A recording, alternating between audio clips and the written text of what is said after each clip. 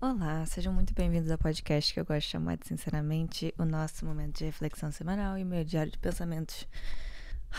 Hoje é segunda e eu não acordei bem. Sabe um daqueles dias que já começa tudo errado? Eu dormi mal, eu já acordei me estressando, sabia que não tava tudo certo desde o começo. É um daqueles dias que você sabe desde o segundo que você abriu os olhos que não tá tudo bem, sabe? Acho que eu já falei algumas vezes sobre o fato de que quando eu estou no meu período, as coisas ficam muito mais sensíveis e a minha depressão, né, de fato, se manifesta de uma forma muito mais profunda. Então, eu já me preparo bastante pra esse momento, todo mês. Mas, de qualquer forma, ainda me pega sempre, porque eu me sinto muito sobrecarregada. Eu acho que essa é a grande palavra, assim, pra esse momento. Então, eu senti que se eu me forçasse, eu realmente ia cair onde eu sempre caio, que é o curto-circuito, o momento que eu não aguento mais, e que eu começo a ter, sei lá, chorar e ficar com raiva e eu decidi que hoje ia ser diferente, porque eu já sabia que eu tava sensível, eu sabia que tava em outro lugar. Então, em vez de me forçar a fazer as coisas como se eu estivesse no momento normal, que é o que eu sempre faço e sempre dá errado, eu decidi tentar outra estratégia. Não me apressar. E aí eu comecei a pensar, mas não é assim, não é sempre assim. Nunca vai dar tempo de nada. É sempre vai. E toda hora que eu paro pra perceber, eu tô me apressando com alguma coisa. Então, nem um simples exercício de academia eu faço tranquila. Normalmente, eu faço sempre pensando que eu tenho que ir logo. Qual é o próximo? Eu tenho que apressar as coisas. Isso, obviamente, não reflete só na academia.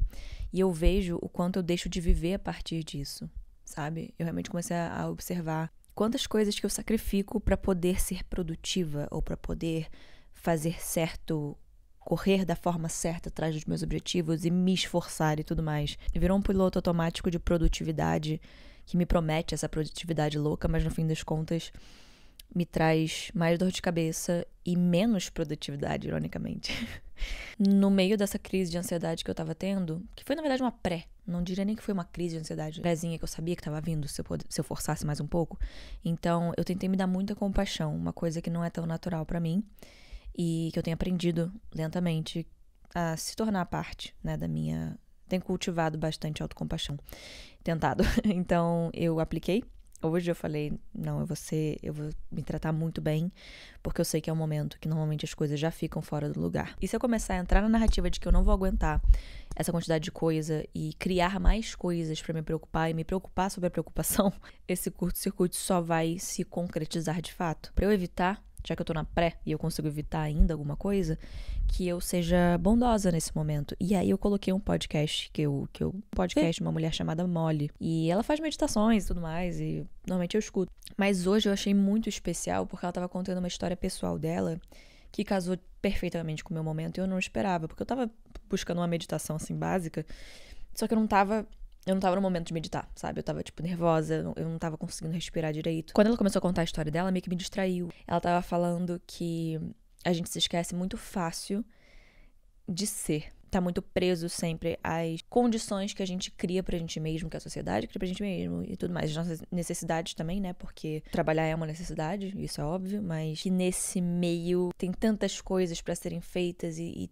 tão pouco tempo que a gente se sobrecarrega a ponto de esquecer de viver. E esquecer, principalmente, de só ser. Ela falou uma frase que me fez refletir profundamente sobre o estilo de vida que eu levo, sabe? Porque é aquela coisa, você vai ficando infeliz conforme você automatiza a sua vida, eu acho. Então, sempre que eu esqueço que eu tô também vivendo, sabe? Que a vida não é só servir pro trabalho e pros objetivos e pros sonhos bizarros e tudo mais, eu me vejo infeliz. E quando eu lembro de olhar pra dentro...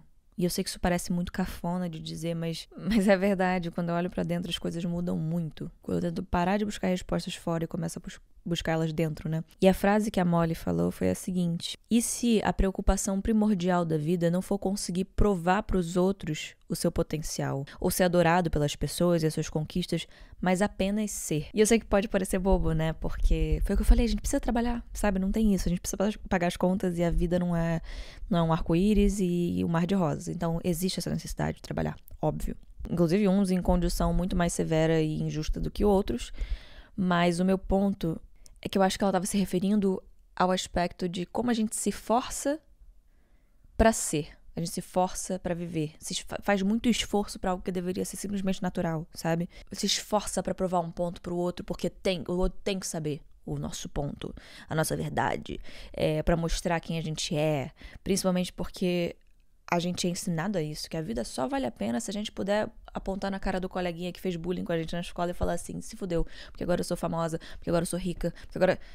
A gente é ensinado que essas são as coisas que a gente tem que almejar. Não tô dizendo que não seria super satisfatório, tá? Eu lembro do nome de todo mundo que fez bullying comigo. Mas eu acho que eu quero colocar um significado muito maior do que isso na minha vida. E mais simples, não é maior e mais complexo necessariamente, é o que eu tenho pensado e refletido nesses últimos dias. Principalmente hoje, que eu não tava me sentindo bem e não tô me sentindo muito bem. Então a nossa vida só vale a pena quando a gente estiver ganhando trilhões em cima de um palanque, todo mundo estiver aplaudindo e falando, irado, te amo, adoro você. Sendo que será que isso traz felicidade? E será que é genuíno? Porque as pessoas começam... É tipo promoção no mercado, esse negócio de ser bem sucedido, né? Parece que quando você tem algumas conquistas, as pessoas vão vendo que você tem algumas conquistas, as pessoas vão se aproximando de você. Pessoas às vezes cagaram na tua cabeça, que não estão nem aí, e estão se aproximando, porque estão vendo que tem alguma coisa funcionando, ou porque gerou algum interesse, né? Então isso é amor, então é isso que a gente vai dizer, que quando a gente for idolatrado por pessoas que não nos conhecem, ou amado por pessoas que não estão nem aí pra gente... É aí que a gente vai ser bem-sucedido? Em que sentido é esse bem-sucedido, né? Ah, não, porque na verdade eu quero fazer dinheiro. Tudo bem. Você querer ter dinheiro, receber dinheiro. Acho que todo mundo quer ser milionário, né? Se bastasse querer ser milionário, acho que todo mundo era, né? Mas o ponto principal que eu ouvi nesse podcast foi que parece que quanto menos a gente se preocupa em alcançar essas coisas que não têm tanto valor, não o dinheiro, porque eu sei que o dinheiro tem valor, novamente, né? Condições, abre muitas portas, gera condições pra vida, assim, são coisas que mudariam a vida de pessoas que não têm o básico. Então, assim, dinheiro não é qualquer coisa. Eu acho muito importante olhar pro dinheiro com o valor que ele tem, sabe? É a moeda de troca, é a coisa que movimenta, né, a nossa sociedade e o mundo. Então, fingir que não é importante, que a gente não quer ganhar dinheiro, eu também não acho legal, porque todo mundo quer, sabe? Todo mundo quer ter uma condição melhor. E isso não é nenhum crime também. Mas o ponto é que às vezes a gente idealiza o que são esses nossos objetivos e diz, quando isso acontecer comigo eu vou ser feliz, quando isso acontecer comigo eu vou começar a viver. E espera as circunstâncias ideais que provavelmente nunca vão acontecer. E isso não é pra destruir seus sonhos, não. Mas quando você coloca na realidade, você fala, caramba, eu acho que nunca vai ser como eu idealizei e tá tudo bem. Quando eu idealizo e foco no... eu só vou ser feliz quando eu conseguir essa visão exatamente como eu pensei na minha cabeça, é muita autossabotagem, porque você vai se travando no processo, você começa a se sabotar sem querer, porque fica tanta coisa, é tanta responsabilidade em cima do sonho da sua vida, que todos os detalhes que precisam ser exatamente iguais, e se não for isso, você vai ser um fracasso eterno, que fica muito difícil de viver. Olha o peso que a gente coloca na gente mesmo, é como carregar uma mochila de pedra. Então eu acho que quanto mais a gente lembra em ser e olhar pra dentro, que é inclusive o que eu ouvi nesse podcast, que eu concordo plenamente, mais a gente se permite a acessar esse tal sucesso. Mais a gente permite que as coisas de fato fluam, que deem certo, que engatem de alguma forma. E não é necessariamente que você vai olhar pra dentro e vai ser famoso, e aí você vai olhar pra dentro e vai ser milionário. Não necessariamente, porque as coisas não funcionam assim, né? Mas... é interessante como as coisas de fato, pelo menos pra mim, fluem muito melhor quando eu não tô nesse modo que eu até chamo de general. Eu conversei isso com a minha psicóloga e a gente tratou muito isso, assim, sobre o fato de eu ter uma voz na minha cabeça, que é a mim mesma, né? Se chama general, porque é essa versão minha rígida e completamente sem autocompaixão. É como se fosse de fato um ditador que tá me reprimindo todos os dias, que tá olhando pras coisas e dizendo que bosta que você fez isso aqui não é bom o suficiente, você tem que fazer mais, você tem que entregar mais, você tem que... É óbvio que eu tava deprimida, é óbvio que eu tava com ansiedade, é óbvio que eu tava completamente infeliz, porque como é que eu ia ser feliz desse jeito? Sendo controlada por um ditador na minha própria cabeça. Então a gente foi desconstruindo isso ao longo das sessões, e eu lembro que eu conversei. Eu imaginei essa minha versão e eu conversei com ela. Ali eu comecei a ver as coisas mudarem e eu abaixei esse nível de autocrítica e de exigência e de falta de amor próprio mesmo. E eu comecei a viver a minha vida de novo. E eu comecei a testar coisas e pensar em ideias e não reprimir elas no primeiro minuto, porque não são boas o suficiente. Eu comecei a me expor no sentido positivo da coisa, né? Ou seja, postar, às vezes, coisas que eu acho legais de dizer, começar o podcast. Então, eu comecei a me permitir mais. Eu nunca me permitiria fazer as coisas que eu fiz nos últimos anos, antes, né? De ter toda essa conversa sobre esse meu lado autocrítico E também acho que ainda pode melhorar nesse sentido. A partir é tipo acordar, sabe? Falar assim, ei, linda, não vai te satisfazer. Isso que você finge que vai te satisfazer, esse aplauso dos outros. E fama nem é a palavra pra mim, porque eu não... eu não poderia cagar mais pra, tipo, alguém falando, uau, que legal. É óbvio que eu gostaria de ser reconhecida pela minha carreira. Isso é uma coisa completamente diferente. Porque eu acho que vai te dando a trajetória, acho que vai te permitindo acessar projetos mais interessantes pra você, no caso da atuação, que eu sou atriz, caso você não saiba. Fora isso, se eu pudesse fazer isso sem o aspecto do tabloide, do olha onde eu estou no sábado à noite e tal, esse aspecto da fama, das pessoas te olharem, te criticarem, depois te amarem, depois... Eu acho esse mundo todo mesquinho. Não é que eu não ache legal, por exemplo, alguém ver um vídeo meu e falar, nossa, que bacana, ou ouvir o podcast e aí falar, que interessante o que você falou, porque isso é diferente.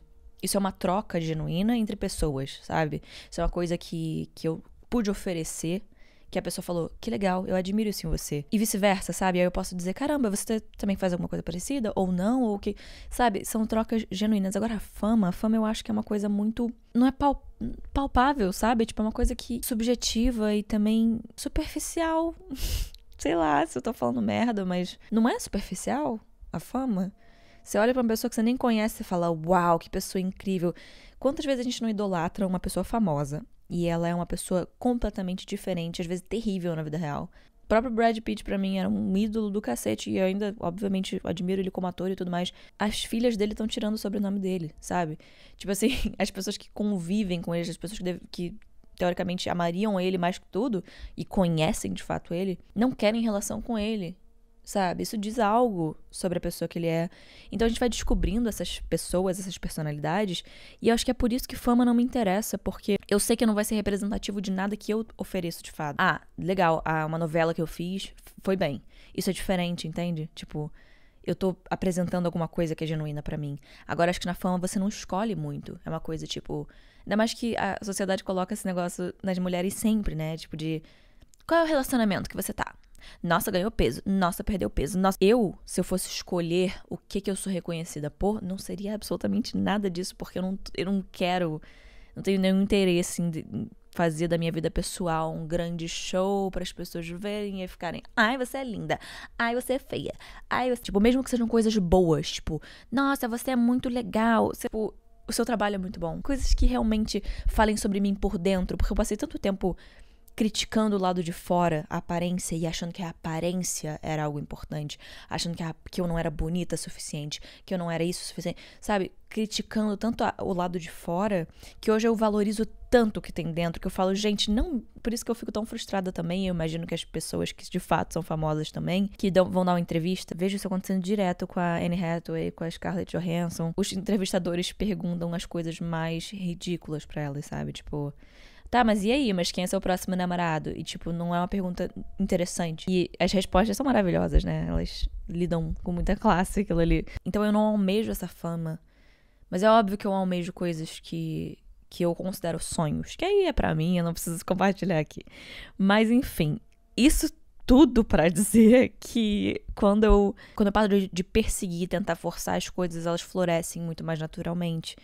Então, não necessariamente eu não querer forçar as coisas vai fazer com que eu ganhe 3 milhões de reais hoje, mas eu parar de tentar forçar as coisas vai me fazer mais saudável psicologicamente, para conseguir organizar melhor as minhas ideias, para poder conseguir às vezes escrever alguma coisa muito legal, um projeto que eu sempre quis, ou até fazer um teste melhor do que eu faria porque eu tô bem. O próprio estudar, eu faço melhor porque eu não estou sendo brutal comigo mesma.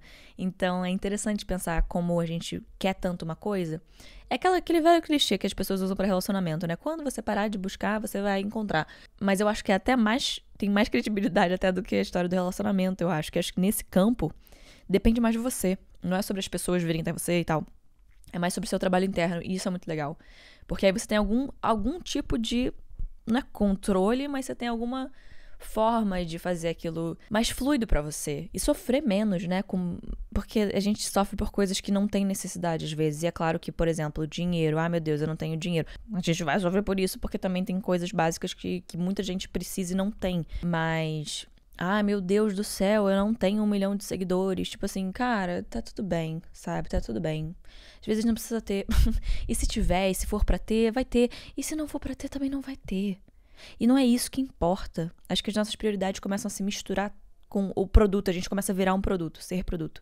Nós somos a caixa de cereal na prateleira que alguém vai comprar e que alguém vai achar ótimo, que alguém...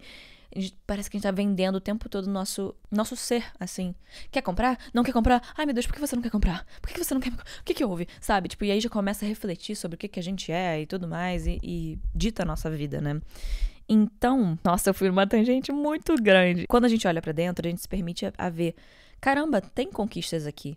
Tem mudanças, tem avanços, tem coisas que eu nunca esperei fazer na minha vida. E olha onde eu tô, sabe? Então, é legal a gente olhar pra dentro e ver que essas coisas existem. A mudança, às vezes, não tá no seguidor que aumentou ou na...